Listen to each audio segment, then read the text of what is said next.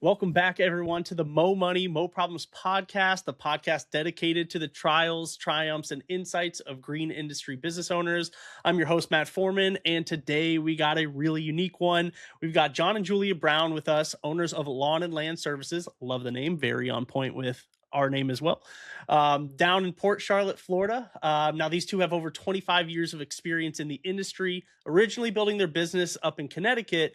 And then they made the decision to move down to Florida and start all over again in a brand new market. John, Julia, really excited to have you both here. Thank you for being here with me. Thanks for having us. Same here. You are very welcome. So, I know I'm dying to get a better understanding of how the heck you ended up in Florida.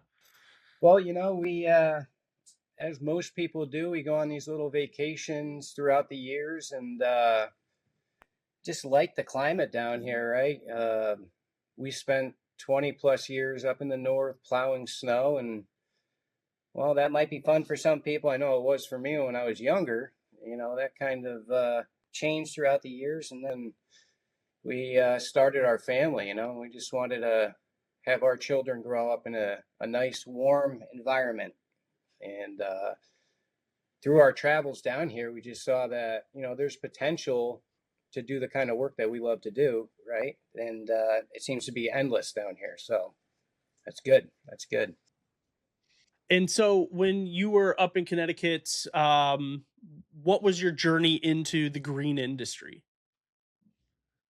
I grew up in a smaller town and community in Connecticut, and actually grew up working on a farm. So always on tractors, pieces of equipment, working, agriculture, and just kind of grew from there, right? And to people asking us to do work on their houses and take care of their properties, and just grew from there. Gotcha. And so, obviously, you made the move down to Florida.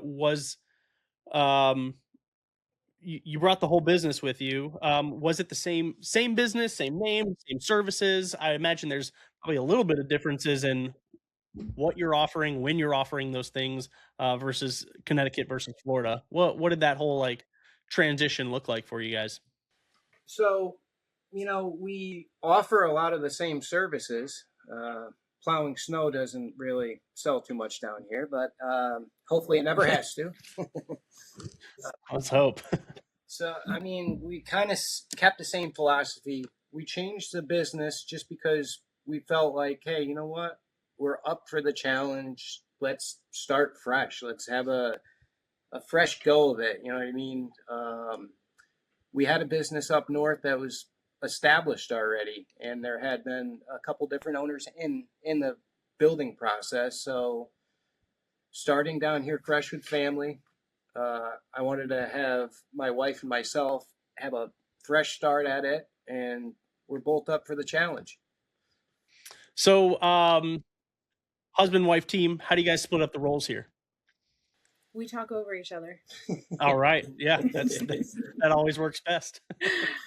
No, John does the work and he's out in the field, and I try to capture everything on the computer for the rest Awesome. of it. So you're the one primarily managing the phone, the leads that are coming in and getting people scheduled? Yep, she's the office boss, and I would say the big boss of the whole picture, right? Yeah. So obviously, I would imagine the harder part of moving somewhere is you're essentially starting all over with reputation. Word of mouth, as most businesses start with, is the foundation of things. What are you guys doing in terms of building that foundation, building the kind of building trust for the very first time for people that you're just meeting for the very first time? I think it's key to have a good work ethic, and what can make you successful or fail is overcommitting to something that you don't have knowledge in, trying to do a project that you really shouldn't because it's over your head. So if you really stay strong to what your core is, in providing good quality service, it kind of helps move it along. But one of the biggest things is actually finding a really good marketing company. Just so happens you guys have the same name as us, Meant to be. It's match made in heaven. Yeah. So, when we moved away from something where we had 25 plus years of experience, reputation, so people knew of us, and we didn't really have as much technology focused for marketing and whatnot. So, coming down here in a new environment, marketing has been really key. So with the marketing and just being a reputable company is just the key for a good foundation. Yeah. What do you think, or what have you noticed right now is maybe a little bit harder than what you originally thought might have been in that transition from one area to another? I mean, so out in the field, I've heard just horror stories of people being taken advantage of, having quote unquote fly by night companies come in and just try to rip people off. So a lot of people down here are gun shy from contractors or people, out in the field, Mm. because they've been taken advantage of so many times. So people are really slow to warm up to you until you start having a consistent run and the word of mouth, really starts to build. Yeah.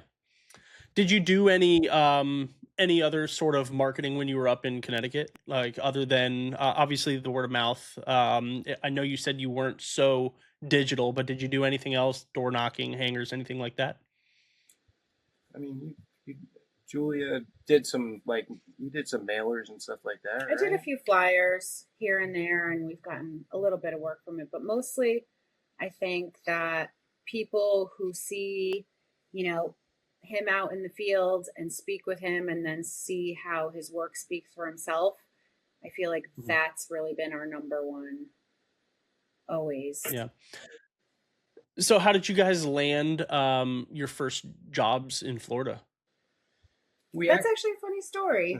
we actually came down, and my parents actually landed in the town next to us, so about 15 minutes away. What a coincidence. Yeah, right, A right. couple weeks before us, yeah.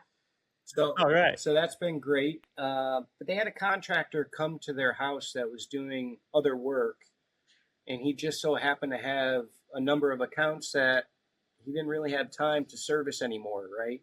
He was looking to get rid of them. He was looking to get rid of them, And here we were. and here we were. That's that's amazing. All right. So what were those accounts? They were mainly lawn care, which Okay. in this industry I've always kind of said, like, you got to get in to do the lawn care. It kind of opens up other avenues for other services that we want to be doing on the property. So it was a good Mhm. foot in the door to start off. Yeah. Yeah. Is that a primary focus for you all? Is both maintenance and more of the installs as well, or are you trying to transition to just one or the other? So up in the north, we had commercial clientele that really started focusing on wanting to sign contracts with companies that were a one-stop shop, that they knew Mhm. they could make a phone call and everything could get done high quality like they expected. So we've learned and done a lot of the projects that people are looking to have done. So we're trying to be a all-in-one type landscape property maintenance company. Yeah, and I always think that's such a smart idea because sure the margins aren't always the best for like lawn mowing or anything, especially when you're like trying to keep up with crews and whatnot, and if you don't have the best route density in the world. But um, if you are the company that's already servicing them, it's just and you do great work. Why would somebody go elsewhere? Especially if you advertise your services, they know that yes, obviously these people are managing my outdoor space, but they also offer landscaping services.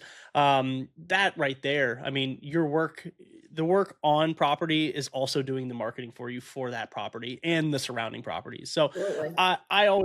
I always say to my clients that are considering maybe dumping the maintenance side, you just have to understand that that's a potential trade-off because there's always room for that upsell, whether it comes to you naturally or you're asking for it or just making that promotion. You're building the trust, and that's really the long-term play there. So Right. is that kind of like what you are hoping to accomplish with all of that? Yeah, I mean that's our focus. And as I mentioned before, people kind of being gun shy with being taken advantage of before. You're on there doing the lawn services. They get to know who you are. They get to see what kind of job you perform. So it's almost 9 times out of 10 they're going to come to you with additional stuff they want done, where you're not actively targeting them. So it works out pretty good. Are there any types of jobs that you are wanting or missing in Florida that you used to get in Connecticut? Seal coating, yeah, asphalt seal Okay. coating. Not a ton of asphalt We're around here. the thing is, the asphalt is on the commercial Yeah. properties, right? Most parking lots are Okay. Yeah. asphalt. Um, Common ways going into HOA communities, they're generally Mhm. asphalt. Uh, but on the residential driveway side, you're not seeing it. So, Right.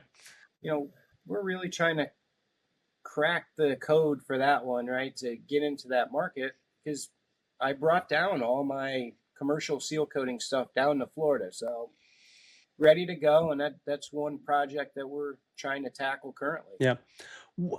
Did the whole seal coating thing, as a lawn care landscaping company or lawn maintenance landscaping company, where did that fit in, like, originally? Like, how and when did you decide to start offering that? Was that one of the first things? Was that added on later? Was it just part of a suite of services that you offered?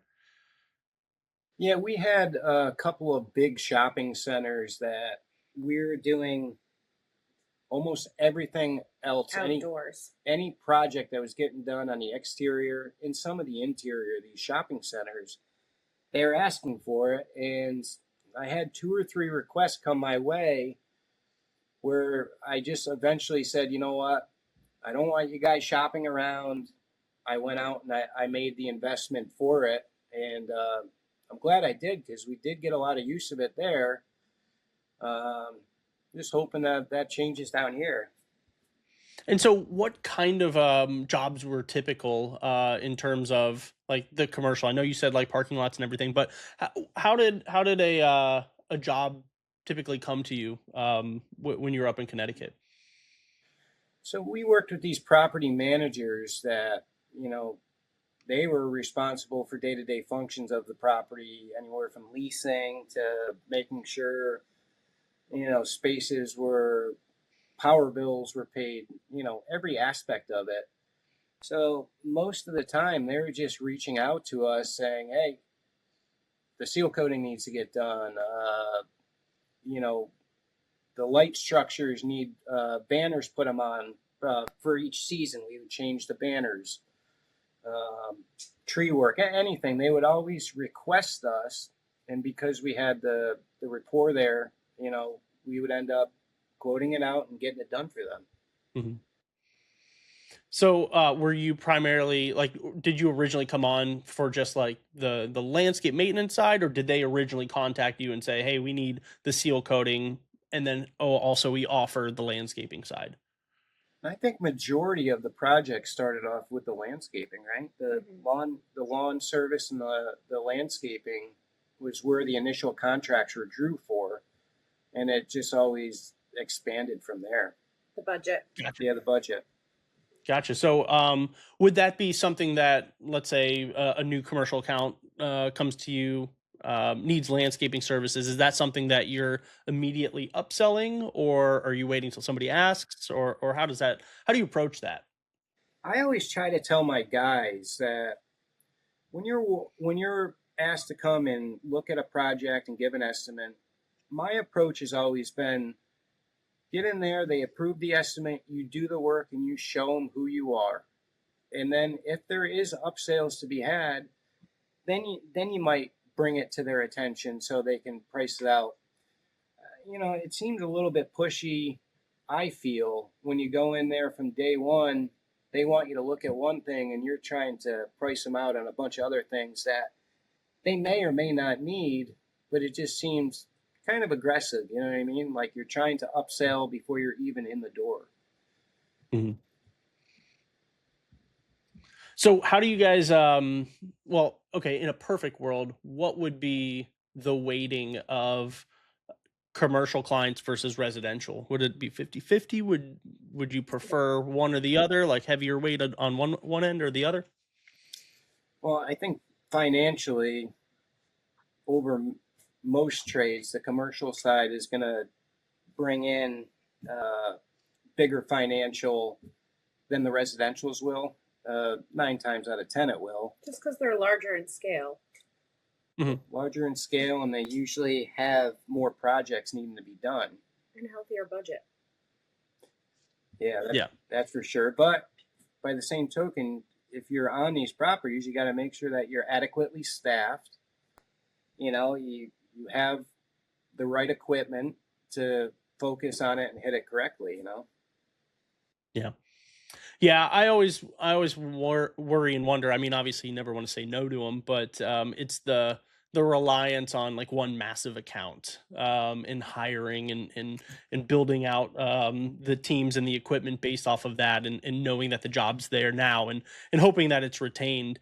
Um, when it comes to like those commercial accounts, like how does the relationship management usually go? Because obviously, like you want to do good work and you want the work to really speak for itself, but how do you kind of nurture those relationships? Like how do you nurture the relationships? How could you potentially get other ones? Because when it comes to commercial accounts, I mean, they're not searching at the volume at like what a homeowner might be. If they lock somebody in, they're probably locking them in for hopefully years to Unless come. they do something really bad, you're right. You're right. They're Right. usually Yeah. locked in. But if you undercommit and overperform, if you use that principle, you're going to be pretty good, right? It helps build a relationship with the right people, and you get noticed for it. You know. Mhm. So what is if you just had to pick like what is the perfect commercial account now that you're in Florida, what's the perfect commercial account look like? I like to get into some of these larger shopping centers that maybe the landscaping is not looking so great. It's kind of gratification for me because we can go in there to a center that's really not looking great, and we have the potential to Mhm. turn it around completely. We could walk away and like, hey, we took something that was an eyesore and we made it beautiful again. And bring in the clientele, Yeah. Yeah. really Yeah. speaks for itself. So Yeah. Do you guys do any sort of like signage when it comes to like, hey, we worked on this property so that people, whether it's commercial accounts or even residential accounts, see your stuff? We are in the process of doing that again. All of our equipment and vehicles are wrapped. I've done that for a long time just because your initial cost maybe is a little expensive, but from day one, it's a rolling billboard, right? You're out, you're visible, people can see it. Um, I believe that the lawn signs are actually really good, and I've been focusing on trying to get back there, right? Yeah, I mean, and that's what I always like. Obviously, we handle digital marketing. It's kind of our bread and butter, but it's not to say that there's not a place for the physical, because there definitely is. In a perfect world, all of our clients are being omnipresent so that you're everywhere where your potential customers are looking. So yes, online, but um, we want to see the signs. We want to see the trucks and trailer wraps. They stand out. They look great, and usually a great looking trailer wrap is indicative of a great company that performs really well. So definitely always true. recommend the physical side, and obviously supplemented with the digital side of things. So Yeah, nowadays. you recently got your website updated. prior to that, I would love to know, like, what was your experience with digital? I know you were kind of it wasn't the most important thing you mentioned, and not always needed, but what was your past experience with your digital marketing? Well, when we first came down and opened up, I said, I got to have something in place, right? Just to be there. So if we are servicing these accounts, they have somewhere they can look on. So I did this AI tool. They say, we'll build your website in 36 minutes, and it'll look beautiful. Well, I think they did it in 36 minutes. The second half wasn't quite there. So it's a little bit tricky, but we knew for a while, hey, we need to focus on this because technology nowadays is so big. If you're not focusing on that, you're missing out on a huge potential, right? What did that digital like transformation look like? Obviously, like I know that we worked with you to kind of take over things, but changing the um like the targeted market from Connecticut to Florida, like what did you guys have to do to really like transition your marketing? Because I would imagine you move down here and online you're invisible to people in Florida. Did you have to do anything like did you have a Google business profile prior to that? Did like how did that look? Like what did you guys do?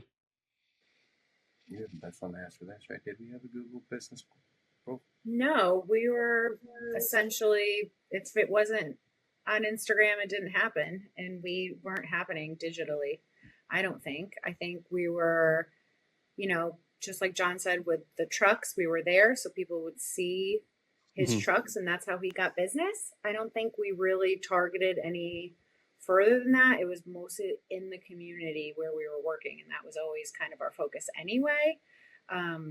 To be seen, and then sort of everyone kind of asks in Yeah. person. We were never really targeting like all around. It was always just like within the community. People would see it and be like, okay, this restaurant would want a quote, or this little shopping Christmas tree shop wants a quote.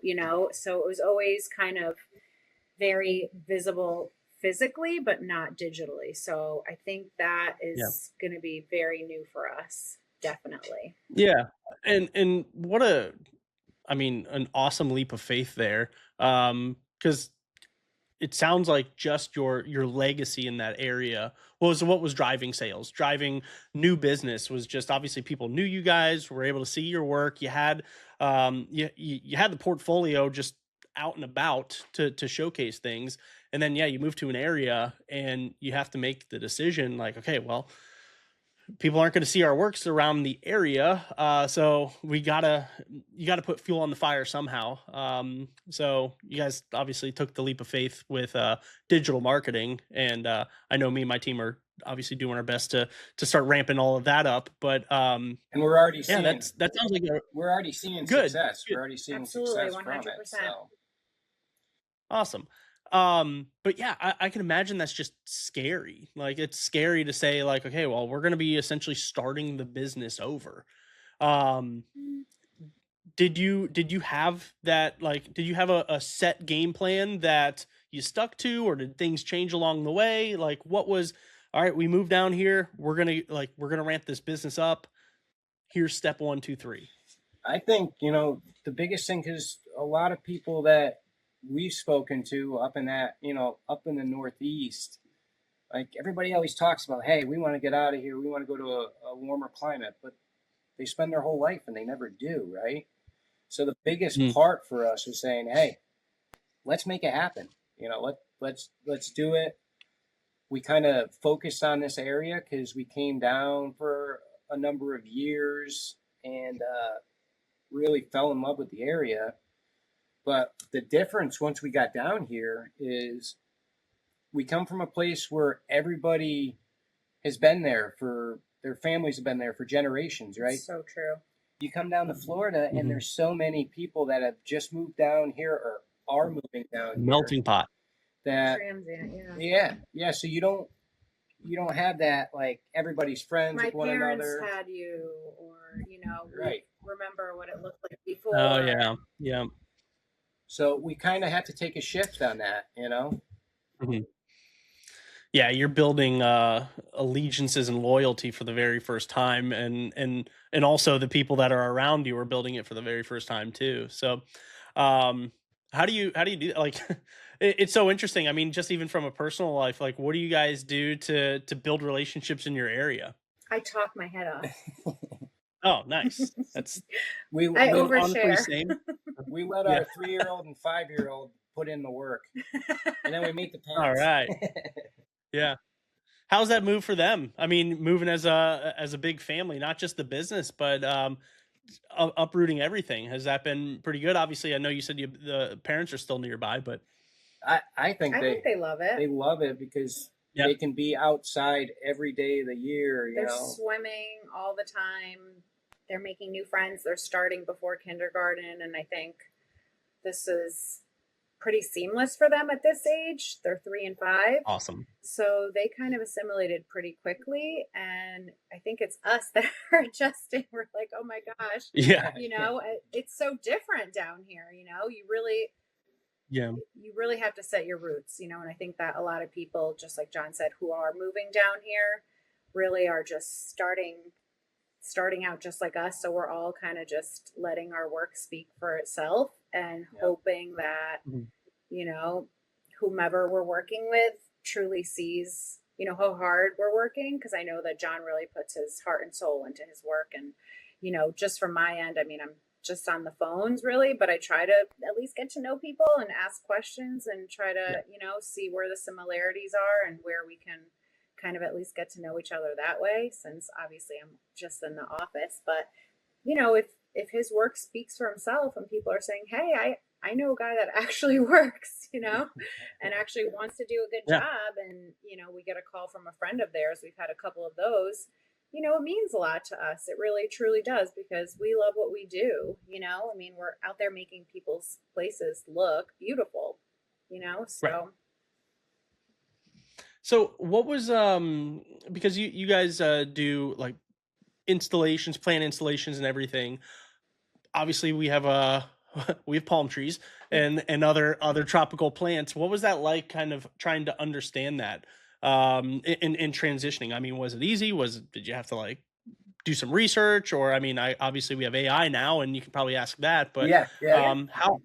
how did that transition go from the recommendations you were probably making up north to the expert recommendations you have to make now? So, like, because I'm in the industry, I always have my eyes open. Like, even if we're on a property mowing the grass, right? I'll look and see, hey, how do they got these things laid out? What's the species? How do they perform in different climate changes? From drought to rainy season. So, I mean, I kind of learned that as I went, but with AI and all the stuff nowadays, I call it my cheater app. I got an app that I can take a picture of. I don't like that verbiage. I can take a picture of Yeah. Oh anything. yeah. Oh, yeah. Let's You can work on that one. rephrase It's my that it's one. my cheater app.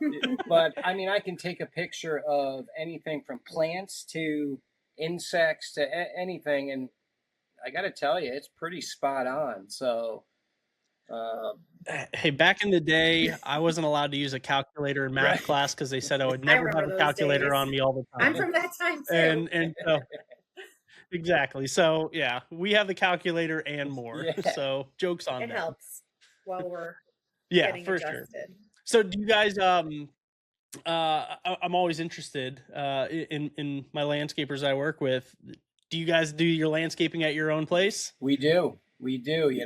I never Yeah. want to be the plumber with the leaky pipe. Right. So, It's What just so last on the did list. you did That's you all. like did you lean into the whole Florida vibe into everything? Did you like super Florida it up? I'm still working on it. And what I do is like, if we're trying something, a new variation of it, or I'm just trying it out, no better place to do trial and error than at your place where at least you can fix it and you know that Yeah. when you leave, you're going to put out the best product, right? So, like concrete curbing down here is something we don't see up north just because of the frost and everything breaking the concrete. So we're in the Right. process of putting that at the house and whatnot. We have requests for it. So yeah, it's a completely different. Very, very Yeah, popular down here. it's a big difference in how they go about setting up landscape down here versus there. Yeah. Okay. So I promise you one final Florida question. Um, how are we liking the St. Augustine grass and dealing with that? It's definitely thick and coarse, you know. It's, Um, I generally like the Bahia grass better, just from a cut.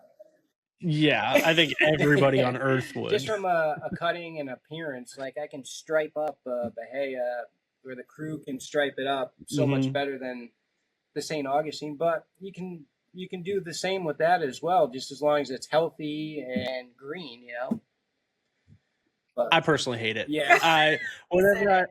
whenever I go up north, I'm actually heading up to Michigan here in 2 days, so I'm very Fun. excited to just go sit in my father-in-law's lawn that he takes super good care of, and it's just nice and soft, and I don't have to worry about how itchy it is out here. So, yeah.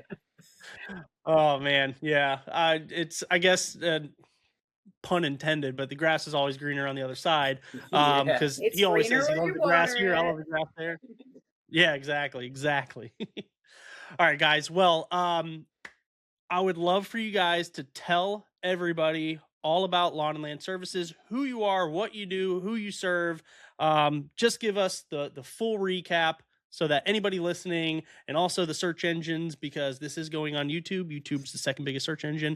Yes, nerdy marketing things, but tell us all about you guys. Yeah, so we're Lawn and Land Services. We got a beautifully redone website at lawnandlandservices.net.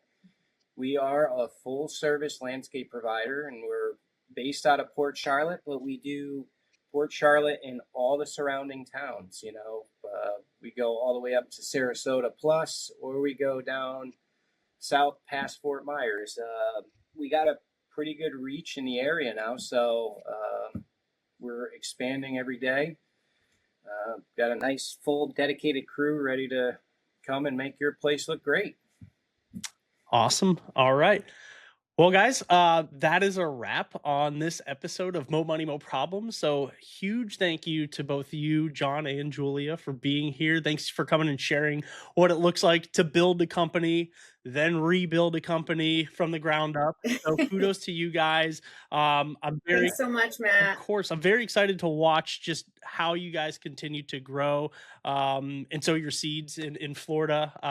You're going to be in good company. I know, yes, we're full of transients here, but I know you're gonna make it a home here, and you're gonna do amazing in your area. So again, thank you guys for coming on. It was a pleasure having you. And if anybody watched this and got any value out of it, please share it with others.